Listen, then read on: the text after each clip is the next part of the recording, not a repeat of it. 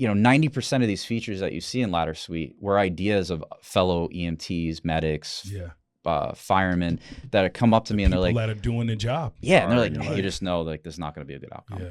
But at least when we walk into a situation, we walk in a room and you see someone doing CPR, the AD's on them. You're like, all right, this is good. That's good. This is a really good start. This guy has a fighting chance. Yeah. And that's what happens. Welcome to The Firehouse, the show dedicated to the brave men and women who serve our community. Hello, everybody, and welcome to The Firehouse on WRHU 88.7 FM.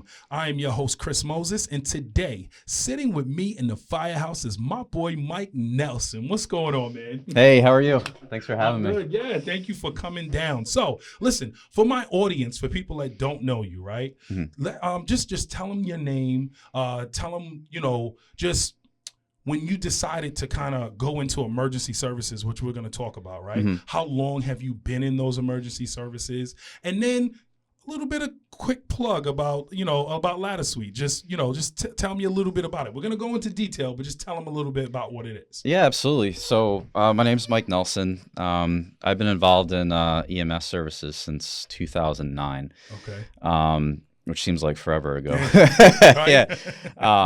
But yeah, it wasn't so much planned. It was I had a friend, Jared, actually, who was volunteering at a local. 2009. So what are we looking at? How many years is that? Yeah, man. Yeah. So it was at least what? Am I right? 17, 18 years? Yeah, close. Yeah, it's about that, which aging myself now, it just seems crazy. Isn't it crazy how fast the time goes? You look back, you're like, wow. Yeah. Almost 20 years in doing this. Yeah, it's wild because like sometimes I work with, some of these new EMTs that come into the Firehouse and, they start talking about, we start talking about things and like, they mention like, oh yeah, I was born in two. I'm like, two? I'm like, what do you mean two?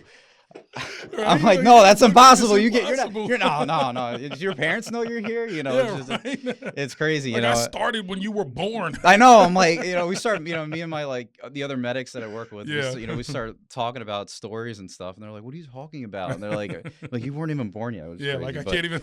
Yeah, Well, go ahead, let's go. But yeah, I mean, my friend, a friend of mine in high school, Jared, was volunteering like during like high school. It was like I think he was like in a junior program and everything, and I always thought that was kind of interested. And one day I asked him about it, and before then I didn't really have any volunteer experience. Okay. And he was like, oh, why don't you come down and do like become an observer for like a day or two. Okay. And it was at the ambulance company that he was with at the time, and I was like, yeah, that sounds cool. Let's do it. So, I remember like they had me sign a waiver, and they're like, yeah, you just got to wear like a white shirt so we know like you're an observer and everything. And like the night before I couldn't sleep. I was like, I still remember. I'm like, oh, this is gonna be cool because like Hollywood, and you see like all the how like they depict everything, and I'm like, I still remember like my first call, like the bell went off and like my heart was racing. I'm like, this is all right. It's happening. This is happening, right? I'm here. And came over, and I still remember it was like an adult male with like a hand injury. I'm like, all right, not crazy, but like what is it? And then like they were reading the notes, and it was like a splinter, and I'm like, and right then and there I realized like it's not always gonna be like the crazy calls and everything, and I'm just sitting in the back of the ambulance where like and I'm just thinking, I'm like, there's no, like, is it like a 2x4 sticking out of this guy's hand? I'm like, what would make someone call, 911 for like a splinter? And you know what? Hey, what we think like is, and I learned like kind of right then and there what like we may think is not an emergency to someone else. It is. Yep. And right then and there, and it was, it was like the guy was like, I got nervous and maybe been affected. I don't know. It's like I panicked. I called 911. Right? And they don't know. So they don't know. Yeah, they don't know. And that's what we're here for. It was totally okay, but it was just like, there was nothing yet. I wasn't like, I was just an observer. I was just hanging back, fly on the wall to see it. This is what I want to do. And, it was like, we cleared up from that. And then it was like, boom, boom, boom. Right after that, it was like, car accident. It was like, someone having chest pain. And I'm like, it was a choking call. And I'm like, wow. Like, it really opened up to, ambulances don't just drive people to the hospital. Like I got to see as an observer, front and center, these guys are actually making a difference. That's right. Right then and there, saving lives right then and there on the yeah. spot. And I immediately knew, I was like, sign me up. There you go. Like, what do I got to do next? I'm like, this is what I want to do, and and ever since then, I never stopped. Never stopped from there. Yeah. Okay. It took a short break, from EMS to, with part of my other career, which I don't know if you want to go into later, but yeah, like I came right back into it and picked up where it left off. But yeah, but since then, that's what I've been doing, Okay. So tell me, and we're going to go in detail, but just really quick, tell me about Ladder Suite, just a little bit, just a quick thing about it. Yeah. So Ladder Suite, is it's a CAD mobile RMS software company, right? So we're very heavy on trying to bring situational awareness to first responders in the field, right? So for far too long, technology really just hasn't caught up to the emergency services side of things, and we made a platform that's really user-friendly for first responders. They need to get quick access to information in live time. Right. We're trying to get them there more efficiently, faster, and just bring direct information from the caller source directly to those users in the field. Yeah, right. And we're gonna get into that. We're gonna get into why you started, and we're gonna get into all of that there. But so you started. Your friend kind of brought you into it, right? And brought you into it. You fall in love, because that's always what happens, right? Yeah. You immediately fall in love. So now you're an EMT. What makes you now want to take the next step? Because I saw that you were EMT-CC. Now you're a paramedic. But what made you want to keep taking those steps? So some people say, you know what, I'm EMT, I'm fine with it. Yeah. What made you want to make those steps going up? Yeah, and that's totally okay. Some people, they want to stay in EMT, and there's nothing wrong with that. Yep. At the time, I was always big on just like, this is what I'm doing. I like I like this whole situation I'm in. I'm like, but I want to take it further. Yeah. I feel like there's more that I can do. Sometimes I kind of felt limited as an EMT, where it's like, hey, I'm calling for ALS, advanced life support, for like an intercept at the time. And when I started, it was different. There weren't a lot of ALS providers in the county that I worked in. So, you were it. Right. So like when you were in a bad situation and like you just, as an EMT, it made you a really proficient EMT, and you had to really tested your skills, like you would put out a call for ALS and they're like, there's none available. It's like, all right, there's ALS at the hospital, but we're going to, we're going to do what we got to do to keep you there, but, it was a couple situations where I'm like, why don't I just continue my education, continue that road and keep going. So, I got my EMT-CC, and, same scenario. Was like, let me, I had my CC for quite a while, and then I decided, I'm like, let me get my medic. I get my medic as well. Just to jump up and do that now. Yeah, why not? It was like one of those things. I can imagine how hard that is, isn't it? Like, what is the path for that? Like, after you become EMT, then EMT-CC, is this just exams you're taking? Is there any hands-on portions of it? Like, how does that work? Yeah, there's rotations that you have to do. Okay. I was in the second cohort of what's called New York State had a bridge program for the CC to paramedic. And at the time, with the career that I was in and everything, I looked at it as, I was like, this is a good opportunity. I don't know when I'm going to have this opportunity to do this again. And even before class started, I was like really hitting the books and going through everything. And I was like, I had quite a bit of experience as a CC, and I was like, I'm ready. I'm ready to make that jump to go to medic, and I'm so glad that I did it. And of course, in the very beginning, there was a little bit of a stigma. Like some people were like, "Oh, you're a bridge medic," and but when you have to take the same exams. You have to take the same state exams. You have to take the practical. You still got to put in the hours, and part of your years of experience that you did as a CC count towards that as well. I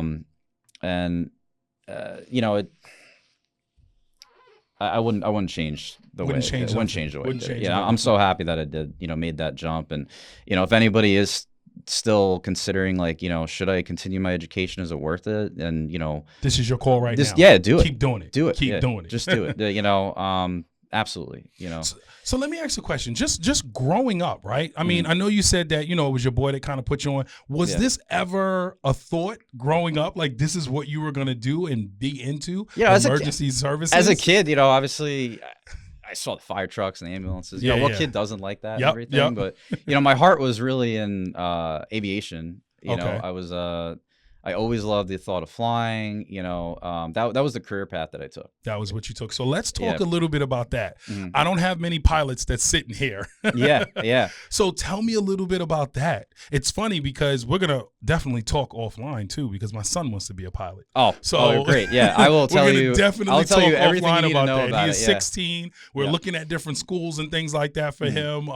But, first of all, like, what made you want to be a pilot? Like, where did that come from? At Ladder Suite, they're transforming emergency services with smart, easy-to-use software built by first responders for first responders. Their fully integrated CAD and RMS solution are designed around real-world operations because no two agencies are the same. That's why Ladder Suite is flexible, customizable, and built to fit your needs. Hosted on secure, redundant cloud services, their platform delivers reliability you can count on when it matters most. And with a dedicated support representative for every agency, they're with you from onboarding to daily operations. Ladder Suite, built for the mission. And if you head over to their Instagram, drop a comment and let them know that the Firehouse on WRHU 88.7 FM sent you. Honestly, it was kind of like one of those childhood dreams, like always looking up at the sky, seeing the planes. I'm like, oh, that's so cool. I want to do this, And my parents surprised me for my birthday. I forget how young I was. I was young, I remember them calling like this flight academy, and they're like, "How young is too young?" And they're like, "We got, we could put some phone books that he can sit on. We'll make it happen. It's like get that bug early, right?" Yep. But my parents, my mom and dad surprised me one day with like an introductory flight. Wow. And I flew out of Farmingdale Republic Airport, and I was so young. It was I just forget how young I was, but maybe 14. And I went up with a flight instructor, and we flew around Long Island. I'm like, oh, this is so cool. And ever since then, I was like just hooked. That's it. But wildly enough, I think it's still around. There was a program in Suffolk County. There is. Yeah, I saw it. Yeah. I saw it. Suffolk Aviation program. Yep, I saw it. They take some kids from each high school, right? And they will put you through flight school. They'll get you your private pilot certificate. And I applied for it, and me and my friend Elliot got selected from the school that I went to, and that really was like the start of my aviation career. We went in, and I thought it was wild where, I had friends that were like, in science class, and like halfway through my high school day, a bus would come pick me up. To go fly. To go to Calabro Airport in Brookhaven, and I would be going to flight school. And like I remember like one day, like, hey, my instructor signed me off, like, yeah, you're doing your solo flight today, and it was during school hours, and I'm like, I'm flying up in a plane by myself, at like 16 years old, and I got like friends in gym class and everything. I'm like looking down, I'm like, how is this allowed? Like this is wild, and it was just like. It was crazy, and it was like one of those things as a kid, like it's like your parents knew about it and you were telling your parents, and it's like, yeah, mom and dad, I'm flying to Connecticut today, like, oh, cool, and then like you get back and they're like, they see like, the pictures and your flight instructor's taking photos before you leave, and they're like, why was your flight instructor not in the plane? You're like, oh, it was a solo. No, it was solo. They're like, what? Yeah, they're like, what? It's like, but it's just how the program that's is. How it was. Get up there and figure it out. Let's go. Yeah. So that that's how I started, and I just continued from there. I did the private school route, where I didn't go to like Embry-Riddle or like Farmingdale College or anything. I kind of like I worked out a program where I'm like, this is the exact way I want to do it. At the time, I did a lot of research, and for me, it was like. I just had it planned out, and it worked out good, as I was able to just constantly go from one flight instructor or one pilot certificate to the next, and then eventually worked my way up to flight instructor. When I got my flight instructor certificate, I went down to Florida. I was down there for about 4 months. Okay. And then I came back to Long Island as a flight instructor. I got picked up at a flight school right out of Islip MacArthur. Okay. Built my time up from there. And you know, it was great. I always like tell people, like, you know, if you want to get experience, you know, teach. Same thing with the EMS and fire. Everything. You know, you become. You can teach it. You know it. Then. Yeah, exactly. You Yep. become the most proficient in any career if you Teaching start teaching it, right? That's right. But yeah, from there, you know, I built up my time. I applied to a regional airline, and at the time it was called American Eagle. It was wholly owned by American Airlines. Okay. You know, I became a first officer with them, a co-pilot on the CRJ 700. That was my baby. You know, I loved that. It was my favorite plane. But yeah, I mean, to keep a long story short, that was one of the best jobs I had. I loved it. Yeah. But at the time, you know, me and my wife wanted to start a family, and I kind of made a decision that was like, I don't want to be on the road all the time. That's right. You What's know? your wife's name? Jessica. Jessica. Shout out to Jessica. Yeah. Hey, how you doing, Jess? But go ahead. But yeah, we had a long discussion about that, and that was a big career change. You know, a lot of people were like, "You're crazy." You know, you're giving up like this dream job. But being home with my family was more. That's the dream important. job. Yeah, and that's what we all want. And that's the dream in job. parallel, I was always doing the Yeah. you know, the EMS stuff, and Yeah. I decided, I'm like, hey, here's my opportunity. I'm gonna go back into EMS full time. You know, right. and that's kind of my story. That's right? where it is. All right, so Yeah. let's talk a little bit about let's get into a story, talking about a story. Yeah. What good story do you have for me as a paramedic or an EMT or EMT-CC? What good story do you have? Honestly, you know, I have something that is not, this is kind of recent, right? Okay. And I do take this one to heart, you know. As you know, like, depending on what kind of shop a medic works at, you know, you have your it's either a quiet shop, it's a busy shop. At the time, I was working at somewhat of a busy firehouse, right? Okay. And you know, you get your run of the mill calls where even arrests, you know, cardiac arrests, they become somewhat, you know, not every arrest is the same, but you've done so many of them, they become routine. Yep. But this one firehouse they're working at, the best crew ever. You know, the people that we're working with are amazing. You know, some of the smartest medics, EMTs, you know, that I've ever met.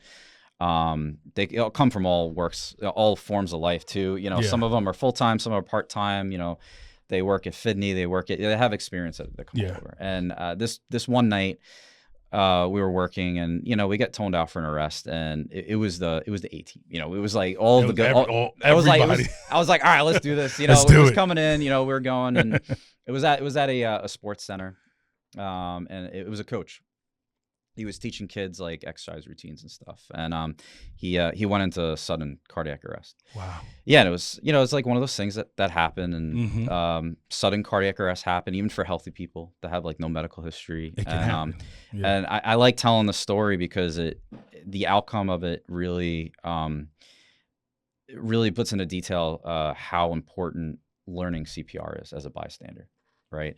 Kind of one of those things whenever we as a medic walk into a scene and we see a bystander doing CPR, it gives, in our opinion, it gives them a fighting chance. We're like, okay, since that guy collapsed, somebody's been doing CPR, somebody's been doing the compressions, keeping the compressions going, keeping blood going, blood oxygen going to the brain, right? That they have a fighting chance, right? Yep. Time is brain. Exactly. Far too often you walk in and they're like, nobody's doing CPR, and you just know like this is not going to be a good outcome. Yeah. But at least when we walk into a situation, we walk in a room and you see someone doing CPR, the AD's on them, you're like, all right, this is good. This is a really good start. You know, this guy has a fighting chance. Yeah. And that's what happened. You know, we walked in, and as you know, like police, fire, EMS, everybody knows each other, right? And I knew the cop that was doing compressions, you know. And to back up a little bit, as soon as this guy went down, this guy's friend, who's another coach, recognized that he's in cardiac arrest. Yeah. Immediately he started compressions, right? Wow. Which was great. They grabbed the AED, you know, the police officer showed up, he put his AED on and said shock advised. Good, you know. Let's do it. And he did it. And you know, that was like right as, you know, right before we walked in. And, you know, he's like, he saw me, he's like, Mike, I did I do it right? I'm like, yeah, man, like this is good. You know, tell everybody clear. You guys, you gave him a shock, you know, like, let's do this. Let's keep you know, going. so we, keep you know, with them compressions. Yeah, we put him on our monitor, and you know, it was a lot of touch and go, right? Yeah. You know, it was like multiple rhythm changes. You know, I was so on now the, just let me just back up because I'm really detailed. So you walked in, they're doing that. You walked in right during the shock advise, right? They see you, they're like, I was like coming in and like we didn't see it or hear it happen, but like we walked in, they're like, we just gave a shock. We just gave a shock. So now you take over. Yeah. What is going through your brain at this moment right now? We want to get you just in go mode, like, boo, I know what I got to do. Yeah. And at the time, like my partner he was the lead on this call. You know, I was on airway. I was in charge of like, you know, getting ready to intubate. You know, on the airway side, and everybody takes a role, right? You know, it's like that whole. So you're a paramedic at this time, right? Yeah. Because if you're going to intubate, you're a paramedic. Yeah. And EMTs can't do that as well. Oh, at CC you could do that, right? Yeah. So but they don't have CCs no more, right?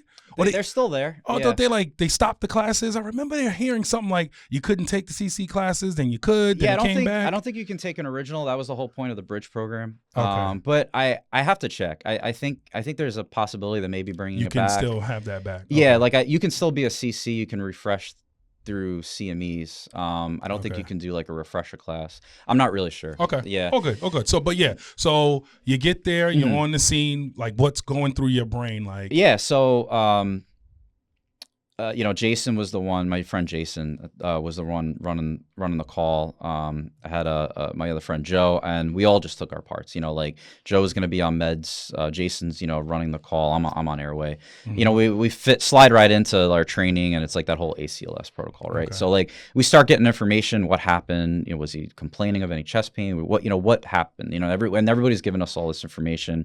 And you know, and immediately you put him on your monitor, and you can read like the EKG. And at the time, he was an asystole, you know, which is like in Hollywood, you see like the flat line, right? Yep. And contrary to belief, like you don't shock, you know, flat line.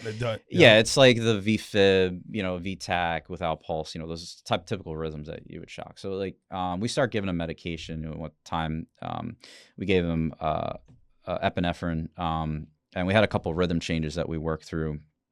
And ultimately, we got a pulse back. Oh, wow! And we were like, oh, okay, good. You know, and like, you know, he had a good blood pressure. He was stable. At the time, we were doing like a BLS airway, so we haven't even intubated yet because you know, just things were happening fast, right? At the time, I was looking at this. I'm like, okay, you know, he's maintaining a good airway with the OPA, and I'm like, well, let's get him in the bus. We'll reevaluate if we're going to put an advanced airway, right? So what was crazy, and now it's me and Jason running the call. We're in the back of the ambulance, and Jason is Mike. It's like he's looking at me, and I'm like, what? And you know, it's not like TV where, you know, you shock someone and they're like, all right, I'm walking away.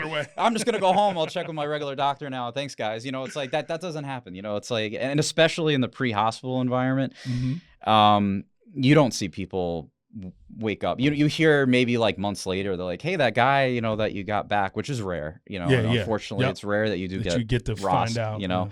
But every now and then you hear like, hey, you know, he made a recovery, and it's like those are one of those feel good stories, right? But in this case, it was in all of my career, it was the first time I had a guy like looking around like, what's going on, you know. And you know, he's got the Lucas on him like this, and he's starting to move around, you know.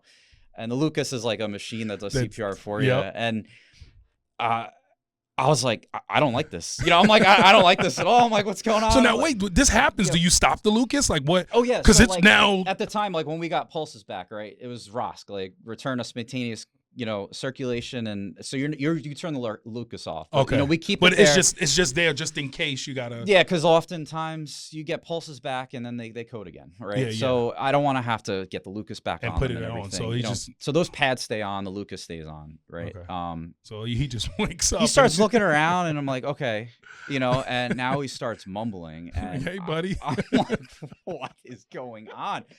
And it's just like, this is something that's never happened before. And now he starts talking to us. He's like, what, am I okay? What is like, and now he's like, just completely out of it. And I'm like, we're trying to explain to him, you know, Dude, what's you going went on? down.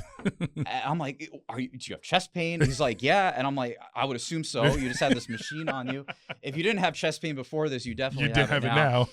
You know, and he stayed stable the whole way to the hospital. Wow. And you know, even when we got to the emergency room, the doctor comes over and like almost nobody believed us. You know, it's like this stuff pre-hospitally, this doesn't happen.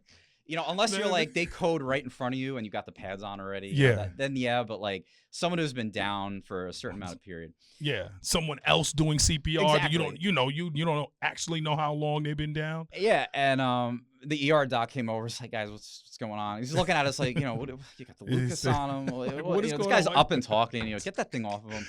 And I'm like, you know, post cardiac arrest. I'm telling you, vitals. He's like, what? No. And I'm like, I showed him like the rhythm changes, you know, like V-fib, asystole. He's like, oh, go to the trauma room right now, you know, and like, you know, call the cath lab, or like all these things happening, right? And they're going into, and it ended up being like such a good feel-good story. You know, they had like a press conference with him.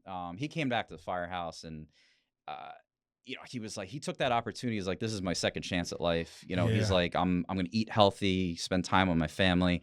That's good. That's good. It was great, and not to take, you know, such a great story and do a 180 on it. You know, he would come back to the Firehouse often and just check on the crew and say like, you know, just say thank you, which we totally get. And we always say like, you know, live your life, man. This is like your second chance. We love you. You know, we made him an honorary paramedic. Wow. Yeah, we got like a badge made for him, or like a, you know, little nameplate, you know, honorary paramedic. His wife called us, unfortunately, one day, and it was like he's got cancer. Okay. And you know, it's like another weird thing too, is like not often do we hear from patients. You know, it's like you don't do follow up, right? So it was like this whole situation you do your job was, and then you never hear what's next. Yeah, it was one of those 1 in a million things where they you know, they come, of course, you know, they want to come say hi to the Firehouse. We're not going to say no to that, right? You know, so you established a rapport with them, and they were keeping in touch, you know. And his wife reached out, and he's like, it's not good. He's not going to make it through the night. And we were wrecked. The crew was wrecked. They're like, you got to be kidding me. You know, I'm like, this guy survives the inevitable, you know, for this to happen, you know, and you just don't know. And it's just, you know, it was rough. You know, I was like, he didn't make it through the night. He didn't, no. Okay. And, you know, at least, you know, we were able to, the crew, you know, we asked, like, can we say goodbye to him? You know, and it was like one of those things, you know, full circle. We got to say goodbye to him, and we were, and, you know, it was like one of those things where, you know, it's like, at least say goodbye like he was up to, or he was like, he was going. He was going. You know, it was rough. He knew you were there. He knew you were there. Yeah, and we're like, this is horrible. You know, we were part of us. You know, we went through all those emotions. Like, this isn't fair. This is wrong. You know, this guy, like, we got a 1 in a million chance. You know, he survived like the inevitable, and then like this happened. You know, the guy fought so hard, and I felt so bad. And you know, my heart goes out still to that family. I always think about that. You know, you do a million calls in your lifetime, and it's just like that was just that one call where it's just like, that really stood out to me, and it was somewhat recent. You know. All right, so let's switch gears a little bit here. Let's switch gears just a little bit, because that was a story. We're pulling on the heartstrings. Hopefully, it wasn't of too everyone. long. No, that's good. This is what we want to hear. I'm a very detailed person, so I want to hear it all. But let's now switch gears a little bit, right? Mm-hmm. You are, I assume, a paramedic at this time. Mm-hmm. You're a pilot, right? Yeah. Where does ladder suite come in, right? Like, what made you want to go that and start that? You know, was this your brainchild? Like, how did all of this come up? Yeah, so in the heart of Blue Point, New York, the Johnny Mac Foundation stands as a beacon of hope and resilience. Founded in memory of FDNY firefighter John F. McNamara, who lost his life to 9/11 related cancer, this foundation embodies his enduring motto: whatever it takes. To supporting first responders and their families, the Johnny Mac Foundation is committed to making a long-lasting impact. Join us in honoring John's legacy and making a difference. Visit at johnnymacfoundation.org to learn more and contribute.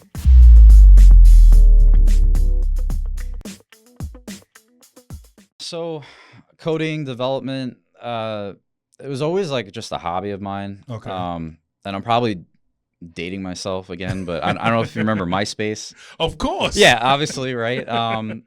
Some of the younger viewers may not. They don't know what MySpace is. What but is MySpace? Yeah, your top 10 friends. Top 10. Remember, Yeah, people would get into arguments if I wasn't on the top 10. Like, why am I not on your top 10? Oh, I know. And Tom was always my friend. I made sure of that, right? Tom was always there. Yeah, but it's kind of crazy to think about. Like, you just put up on display for everybody to see. Like, yeah, these are my top friends, 10. And this is my circle. Yep. You're not in it. If you're not in it, that's yeah, that's it. It's kind of a crazy time to be alive. But anyway, it was like it kind of started there. Remember it was kind of crazy. Everybody was exposed to like HTML code at the time. It's like, I'm gonna be my own developer. I'm gonna change my MySpace profile, and you had to go in and literally do the whole thing. Yeah, and there was no like YouTube at the time to learn. Nothing. Internet wasn't. You're in there / I made a mistake. Go back. It's like there's just the page crashes, nothing's viewable. It was just like it was crazy. What is going on? The fact that you were able to even do that at the time was just wild. But that's how I started. I was like just playing around with it, and a couple of my friends were like, "Can you make me a page?" And I'm like, "Yeah, sure." Like I'll edit. I'll give you cash. I'll throw $5 if you make it. I'm like, yeah, sure. Gotcha. So that's like where it really, where I started getting coding. into that was my first exposure to basic code, right? Yeah. And since then, it was just always little side projects here that I'd play around with, and making little games or little things for myself. Just like note programs, things that in school I was just making quick little things that I would use. I didn't really share with anything else, and and at the time I was I really got into it again because I was watching a lot of. I didn't go to school for it, Okay. 95% of what you see on Ladder was developed by myself, late nights coding and some downtime when we weren't on calls and things. Some people, when they're in between calls, they're reading, they're watching, doing CMEs, reading a book. For me, I was I started coding, and I had this idea of an app, because at the time, the whole process of when someone calls 911, and it's like the game of telephone, right? So, someone picks up the phone, they call 911, it goes to their local PSAP, public service answering point, right? They take that call, initially police, fire, EMS, and then they reroute it to, where it has to go, right? Then they do this thing called Pro QA. They take the questions. They get ask all these information. Are they breathing? Or do they have chest pain? Okay, then they start going down this aspirin protocol. First aid starts right then and there when that person makes a 911 call. And a lot of people forget, it starts there, and dispatchers, in my belief, are first responders also, right? And anyway, it becomes the game of telephone because, I kind of saw this gap in technology where all that information's happening and it just never gets to the first responder. By the time all those questions were asked, right? By the time it gets to the person who's going to the call and walking in the house, it gets, compacted down to you're going to someone who's sick. Yeah. And okay, well, what are they sick from? Are they, are they having trouble breathing? And a lot of those questions were kind of left out. So I had this idea of, maybe I can make some type of integration with these, PSAP centers, right? In order to, get that information firsthand into the first responders in the field. And, reached out to that PSAP and they were all for it. They were like, yeah, actually we do have integrations in place. And, there's a couple different, procedures you had to follow and everything that we had to go through. But, we started building out from there. And the people that I worked with, we got the fire department that I was with, I said hey, I want to try this thing out. Would you guys be supportive of it? And they're like, yeah, this sounds awesome. This absolutely. Is great. I showed them a demo of what it is and that's where it started, and they started using it and they were like, whoa, they're seeing how fast the calls are coming in and all this information that, they didn't have before, because really, that information would come through, but it came in through a fax machine. Yeah. And, in this day and age, it's why are we sending information through a fax machine? There's got to be a way. There's got to be an easier way here. And a lot of that is still how it works throughout the country, and there's a delay. And, as a company, I saw this as this can be fixed. This is a Yeah. problem that needs to be fixed. And we started using it. It was just me and my partners, EMS partners I was working with. We really started really relying on it. And, then, one thing, it kind of spread like wildfire for, Everyone no knows, pun like, intended. hey, Yeah. Like they're other using departments, other departments nearby were like, hey, this is actually, I heard you guys got this thing and we want to try How'd you it. get it? Yeah. And there was listen, there's apps, a dime a dozen out there. Yeah. But ours was a little bit unique. We were getting live data that was coming in, which was another thing that made us different, right? Yep. Where I'll use this as an example, right? It starts out as an automatic alarm, like a basement smoke detector, right? And it comes over as an automatic alarm, and the fireman out there, I'm not a fireman, and I'll go about that later if you ask me on why not. I tried it, and one of those things just wasn't for me. It wasn't for you. It's funny because being EMT wasn't for me. Yeah. Yeah. I took the class, did the whole thing, and was like, this is not for me. There's a spot for everybody in this industry, but anyway, you would see like this whole like live data update, bidirectional data thing, right? You see this call starts out as an automatic alarm basement smoke detector. And now data that you never used to see, you see, okay, like, zone 1 basement smoke detector. It's just an automatic alarm. And, it's like one of those things that's so many false positives that you kind of just go in and you're like, it's just another, BS alarm. Right. Yeah. But now with this data feed that we started doing in this mobile app, that's how it started as a mobile app.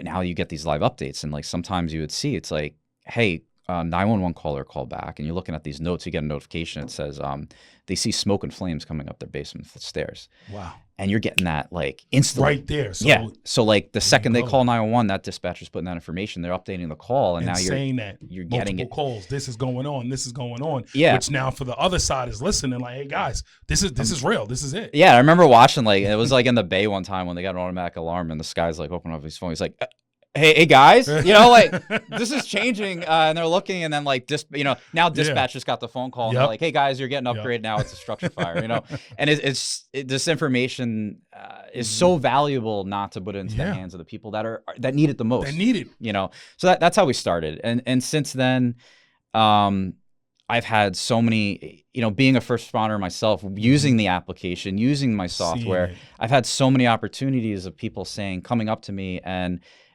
90% of these features that you see in Ladder Suite were ideas of fellow EMTs, medics, firemen that have come up to me, and they're like, that are doing the job. Yeah. And they're like, hey, we had this issue the other day, and like, I think you should build this feature on Ladder because it would really help us. And I'm like, yeah. And then I call them up the next day, and they'll be like, hey, check it out, it's done. They're like, I just told you about this 24 hours ago, As that coding that comes in. Yeah, exactly. And they're like, because it's exciting. You're seeing something, a baby that you made is actually like making a difference. So, I like to say, especially in the Long Island community where we launched, this company has been built by people using it at an early stage. Even the people that I hire, I hire first responders. We have a great team. Not all of them are first responders, but a good chunk of them, 90% of them are. They're EMTs, medics, firemen. We just hired 2 military vets as well. Okay. That are developers. And when I saw that on their resume, I was like, I want to talk to you. Yeah, because even though you're not like a medic or an EMT, have another perspective. Yeah, like you guys, you probably share the same mission. Yep. And when I spoke to them, and I interviewed them, they were like, they're right there where I wanted them to be. But yeah, since then the company's grown into, we do everything. We have our own dispatch software now, record management. It's just building and getting better and building and getting better. Yeah, we have new features that for the next 2 years are on a roadmap that are going to come out every couple months to keep them engaged. I got to ask the question. Yeah. Why Ladder Suite? Why'd you pick that name? You really want to know the reason? I really want to know why I picked that name. Because, I guess there could have been other names, but what, Yeah. You could have called it the Mike Nelson if you wanted. I have to give credit where credit's due. My wife came up with the name. Did she, Jess? Yeah, Jessica came up with the name. Look at that, Jess. We were sitting at the table one night, and I'm like, because I built this app that it was just me and like a couple friends using it, and we just didn't have a name yet, Yeah. It kept changing the name around and everything, and names are like EMS it was so horrible names. I'm horrible at that stuff. And my wife was like, well, it's like primarily like fire department related, and like, what's something, you know, and then she just said like ladders, you know, ladders are in fire department, and like you could have like each spoke of a ladder a different feature, and I'm like, I'm like, dude, I'm like, this is awesome. I'm like, this is it. Yeah, that's where it was born, you know. And, wow. And then like another problem that came about, you know, and at the time, starting a business, you know, you have to do everything right, attorneys and everything. Yep. I spoke to like a IP lawyer, you know, that did like trademarks and everything. And I'm like, hey, like, this is my business name. And the guy's like, good luck trying to trademark ladder. I'm like, are you kidding? The guy was like kidding. He's like, this is like, dude, like, you can't trademark the name ladder. Not gonna happen. Yeah, and I was like, can we just like try? He's like, well, whatever. She's Whatever. like, well, sure. You're paying me. Yeah. He's like, we'll try. And I'm like, just give it a shot. You know, he's like, I think I can work some magic. And he called me up. He's like, Mike, we did it. Don't ask me how. You know, we went through the whole process. And it happened. And ladder is trademarked for like emergency service software. I was like, wow. I'm like, all right, that was like a cool step, you know, like to watch it go from there. Yeah. But yeah, it's that's still a where junior the name company, came but from. yeah, and it's still growing. It's still growing. So I got to ask you also a question. Yeah. You know, you come up with the software, you see that this is something that people really need, right? You see that. Then when you have the idea, like, you know what, this could be a company, this could be something big. Yeah. Who is the first person you tell? Who's the first person that you say, this can be something, we need to start working to make this into something? The name hasn't came yet, but you know that this is going to happen. Who are the first people that you talk to? Let's say first people, not first person, but who are the first people that you... Like as far as establishing the team? Yeah, just like, establishing the team and just the thought, like, I can do this. This can be something, yeah. Who do you start reaching out to? Honestly, we didn't even market the whole thing. It was just like word of mouth, like... you know, like the first department that was like trying it out, they started opening it up to not just like, you know, the small circle that we had. And, next thing you know, it kind of went like viral, right? You know, because some people were like, you know, I heard this app, you know, they come up to me like, I heard you got this thing going, like, can we add this, you know? And, you know, it's like, hey, talk to the chief. He's the one that like, because right in the beginning, like, even though like, yeah, I have like access to give anybody, you know, access to the app, you know, there's protocols in place, you know. It wasn't my decision to just give out the app to anybody in that department. I had to go through the chief's office. So like right off the beginning, we set like, you know, boundaries in place, and we respected those boundaries. And they were the ones who divvy up the app and who gave out the access. But it really, you know, I don't want to say it sold itself, but it kind of did, you know, like, because it just, people were calling us, which is great. It's something new and exciting, and it really was making a difference. At the time, one of my friends, and now he also works for the company, and that whole saying, like, the being a buff, right? I'm sure you've heard of that, right? Of course. I'm far from it. And it, you know, contrary to what you see, like, I made this software company, right? I don't like, I'm not a buff. Like, I don't, you know, I don't listen to the scanners. Days, I don't, you know, I do, like, you know, monitor, like, when things, like, to make sure all the systems are up, right? You know, those are the type of notifications I keep on, or I turn on the notifications when because I still work as a medic for the department that I'm working with, right? So I almost needed to hire a buff, right? And you know, I was like, he came to me and he's like, you know, I want to be like part of this, you know. It's like, and with volunteers, they're like the perfect people to be part of this team, because they do it because they love it. They do it because they do it because they love it. No paycheck, no nothing. I love this. Yeah, and for the benefit now, that's like, hey, you're getting paid. You know? Now it works out. Yeah, I'm like, I'm gonna make sure you know, you're getting a paycheck. But you know, I was like, Mike, you are probably the biggest buff that I know. You know, and you know, it's funny. You know, like I need your expertise. There you go. When it comes to this. And it's good. His name was Mike too. There's so many Mikes in the company. It's so funny, right? And he was so excited. You know. And he was a good user, you know. The guy beta tested things, and, you know, and still to this day, he's like, I got this idea, you know. I'm like, all right, let's hear it, you know. Let's see. Yeah, and he knows how to talk to people too, which is great, you know, because he's known in the industry and everything. So it was great. I love that. So, all right, so we're doing that. You know what I want? If you can you walk me? And we kind of did it a little bit earlier. Can you walk me through how it works? Right? Yeah. Walk me through how it works. I pick up the phone, I call, I have smoke in my home. Yeah. Where does it go from there? From Yeah. that, you know, that person calling, saying that, where does the app go? Like, you know, how does everything work? Yeah, to kind of walk you through like how the whole process works, at least with our company, right? Yeah. You know, traditional legacy models that are out there, you know, your company wouldn't get involved until the actual dispatcher now intakes all the data themselves, whether it's on a fax, and they manually put that information in, right? 21st century now, we optimized it. We're grabbing that data like as soon as that call is established, right? Okay. So to walk you through that whole process, you're in your house, right, as an example, and you start noticing there's smoke and smoke filling up your living room, right? Just throwing an example. You're picking up the phone, you're dialing 911.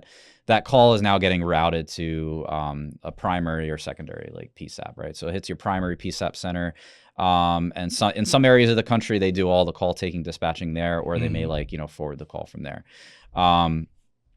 So from there, you know, they'll ask you like straight up, like, hey, do you need police, fire, EMS, right?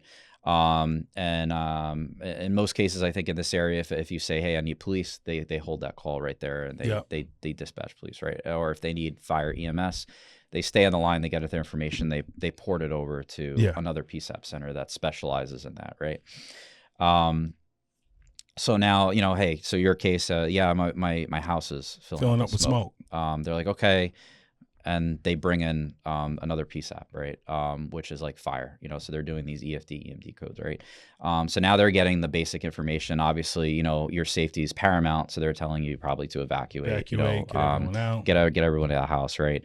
And then what they do is they start going through these, you know, these trigger questions, right, to get information, and that's where that data starts coming into our application, right? You know, starts hitting our system. We start seeing, we get that IL, we get those KQ questions that are coming through. That's coming through. Yep. And now once we get that minimal information that can be dispatched, you know, the scene is safe, the IL, those, you know, basic information, it gets paged out through our system, and those people are getting that information. Those first responders are getting it right there and seeing it. Boom, boom. So I could be on the rig. I'm in the back. I have my phone. While you're, and while that person's still on the phone with 911. There you go. And I can tell the officers that's there, hey, this is it. They just said this. They just said that. Yeah, and the officer sitting in the seat now with their MDTs, they're getting all those information. And they're getting all that information too. Yeah, it's huge. Like this is it's game changing. Yeah. From there, that call now like gets handled, and then it gets ported over to, you know, either they end the call there most likely, and then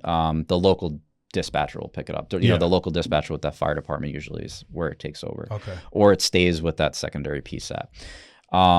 Any callbacks or any, like, you know, if that caller calls back, it's still attached to that record. They get updates. That's like an example I was saying before where, hey, it came over as an automatic alarm from the alarm company. Now the homeowner's calling back, and they're like, I see flames coming up my my entire basement. Room is on fire. Yeah. Now we're getting that. And you're getting that as it's happening, you know, so that information wasn't, and it's funny because like these PSAP centers out there, they've always had, for the most part, they've always been open to giving that information out there.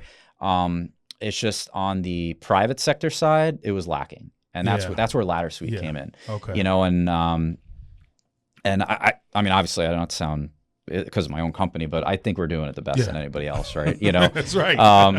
And you know, it's just from people telling us like this. It's made so. I've heard so many stories. You know, like another big thing with our company. You know, we're very aggressive in a way with retrieving data.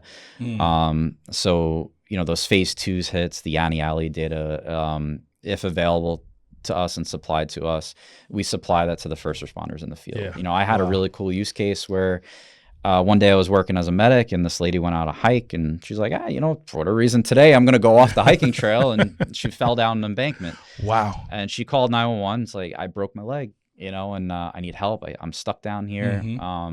Police showed up first, and they're like, oh, no idea where she is. This hiking trail is huge. With on our platform, we relay that Annie Alley data, you know, the phase 2 data. You know, when your smartphone calls, you know, it sends out those GPS coordinates to the PSAP center. They relay it to us. You're able to and right on a map, you could say, hey, this is where I am, and this is where the caller is.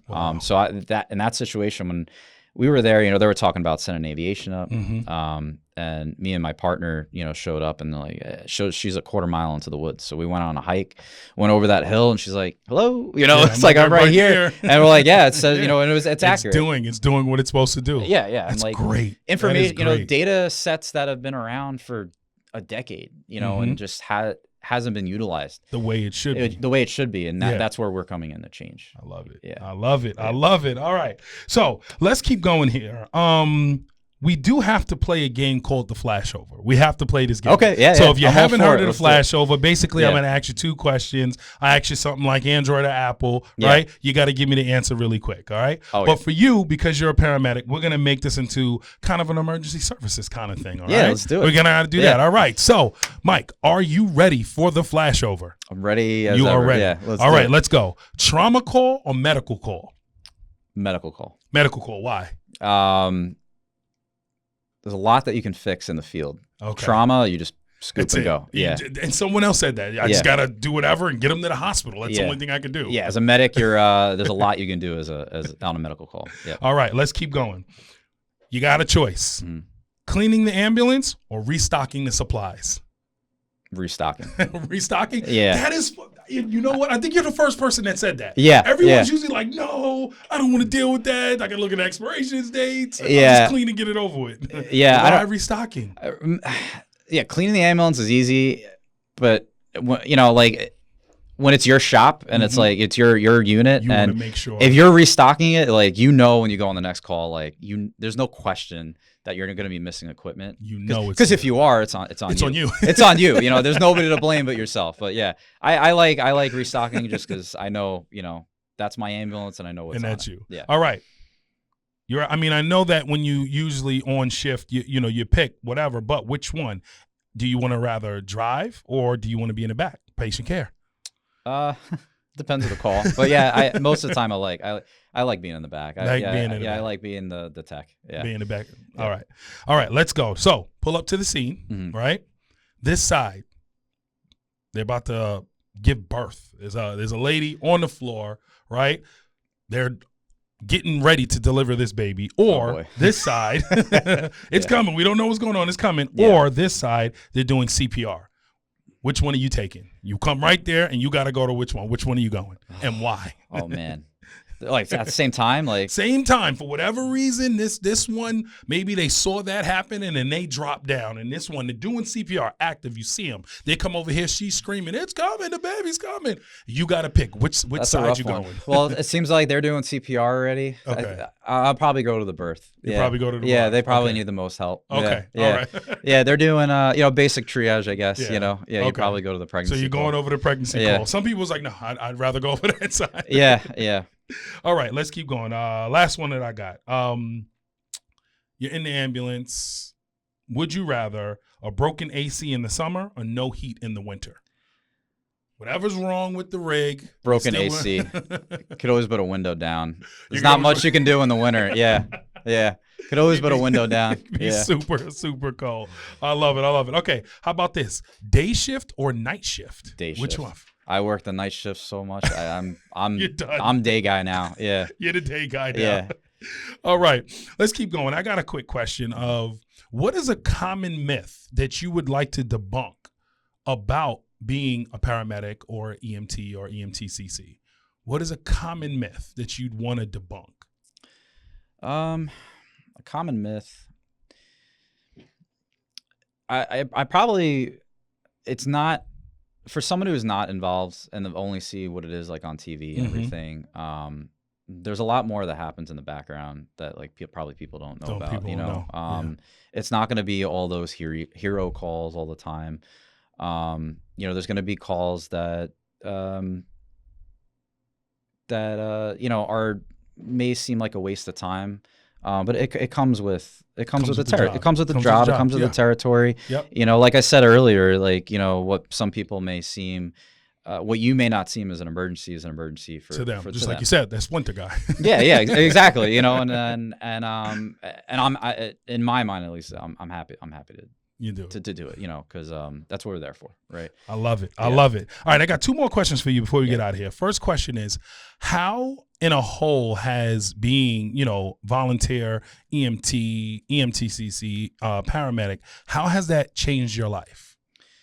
I feel like it's made me more look at the bigger picture and stuff, especially the volunteer service on Long Island. I think, like I said, with my aviation career, I've had the opportunity to travel the country, and, to pass time, sometimes I'd, kind of look into like how other emergency services are throughout the country. Yeah. Long Island is definitely unique in that it's community volunteer oriented, Mm-hmm. You have your volley departments throughout the country. Some are just like Long Island, but Long Island's definitely unique. These people out there in the community are your neighbors that are responding to the calls. And the mindset of these people should really be a model for just living life in general, wanting to not, when someone is in need of help, like you hear like this day and age where like someone's in trouble, and the first thing people do now is like they pull out their phone. That's right. Right. Where, where the first responder mentality is, and that's what separates, I think, the general public and someone who like is first responder material. Mm-hmm. Is they're not pulling out their phone. They're going right into it, and they're like, how can I help? How can I, this person needs help. What can I do? If it's changed my mindset of like, of how I just live my daily life, I don't want to say it's not made me a selfish person, but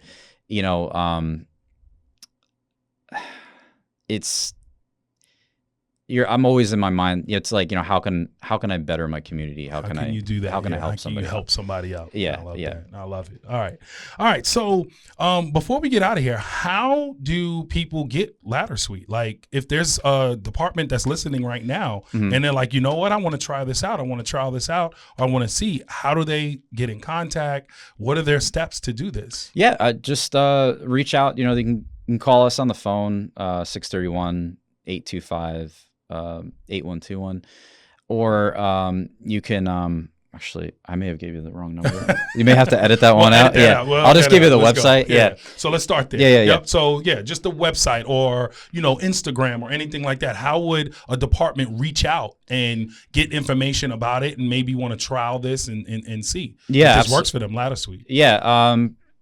Definitely, you can visit our website, laddersuite.com.